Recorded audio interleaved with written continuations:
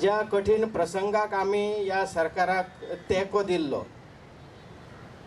त्या प्रसंगाची आज आठवण केली गेली वचना हेचें दुख्ख खूब मोठें आसा आनी हें प्रकर्शान गोंयच्या जनतेक कळचें ह्या उद्देशान हो एक खटाटोप आसा, प्रामाणीक असो खटाटोप आसा.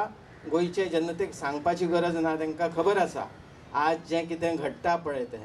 हो जो पुण्यपुरुश बा मनोहर पर्रीकर आसा हेच्या आत्म्यांक सदांच शांती मेळची. ज्या पुण्यपुरुशान म्हाका सदांच ह्या राजकारणान एक अखंड अशी मदत केल्ली आसा, आमच्या सदांच मनान तो आसतलो. हांव भावनीक अशी साथ ह्या गोंयच्या जनतेक घालतां आनी अशा पुण्यपुरुशान आज हें जें कितें घडलां तें पळोवन तेच्या वयर आत्म्यांक कितें दिसता आसतलें हें तुमी विचार करून पळया. हांव ह्या रागान जावं तिडकीन उलयना, हांव हें उलयतां सुरसुऱ्यान. कोणाचे सुरसुरे आमचे न्हू, कित्याक ही वील सर्व. आमी आदी बसून we have come from the grassroot, panchayat, जिल्हा पंचायत ह्या हितूनच्यान स्तरांच्यान वयर सरलेलो मनीस हांव.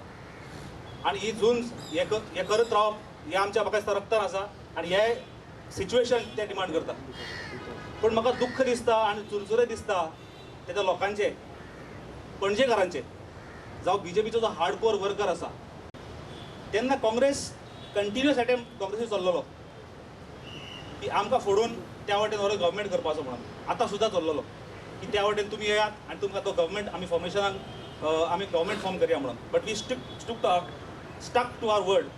इवन आतां सुद्दां जेन्ना तांकां अशें दिसलें की विजय सरदेसाय, मनोहर पर्रीकर बाब एक असो लिडर आसलो की तो एंटायर अफेर्स सगळे बरें चलयतालो आनी he was one who was looking after like a shepherd.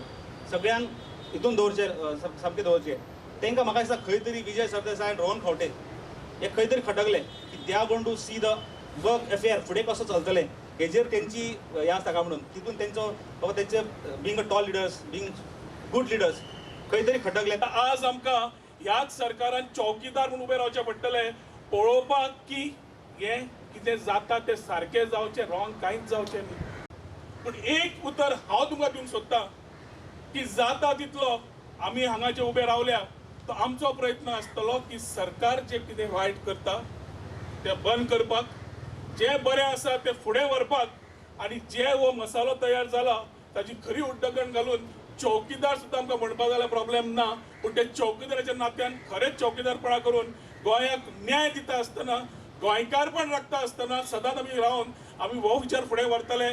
Manohar भाईचे विचार फुडें व्हरपाक जे आमी घेतिल्ले ते एकादी हांकां नाका हें दिश्टी सारकें पडटा. आमी एकूच म्हणूंक सोदता की पर्रीकाराचें मरण दोनदा जालें. 17 मार्चाक एकदां फिजिकल मरण जालें, आज ताजें पॉलिटिकल मरण जालां. म्हणून आमी हांगा आयिल्ले आहा. तो एक दीस आनी कितले विकेटी पडपाच्यो आहा त्यो आमकां खबर आहा. पयली कॅबिनेट मिटींग जी जातली फुडली तातूंत मेजर विकेट पडपाची आहा. जे लोकांनी गोंय राखलें, गोंयचो इंट्रस्ट राखलो नॅशनल लेवलाचेर, तांकां ड्रॉप करपाचें आहा. हें फुडले कॅबिनेट मिटिंगेन जातलें आनी अशें आमी करूंक दिवचें ना. आमी अडथळे जातले तांकां दिसले आसतले.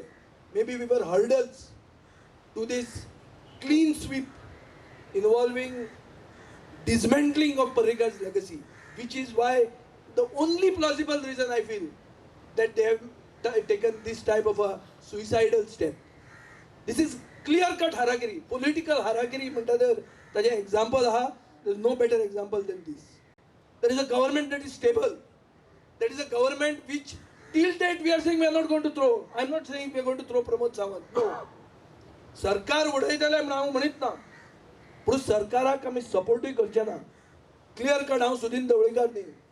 सुदीन ढवळीकार आज मेरेन सरकाराक सपोर्ट करता म्हणटा. हांव तुमकां सांगता आज म्हगेलो सपोर्ट हांव विड्रॉ करता.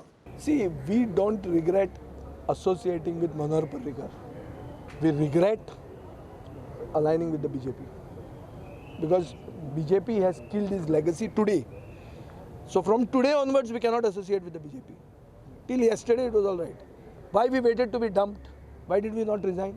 We were told to resign. It's true what Pramod Sawant is saying. We said no, because I said, make your central leadership tell me this. I wanted to see which central leader would have the moral authority to tell me to resign. When I have rejected offers to become the chief minister, post Parikar's death, post result of the Lok Sabha. You ask Babu Kavlekar whether he had come to me or not. You ask Babush Mansarat whether there was a standing offer for the last 2.5 years, including when Parikar was alive.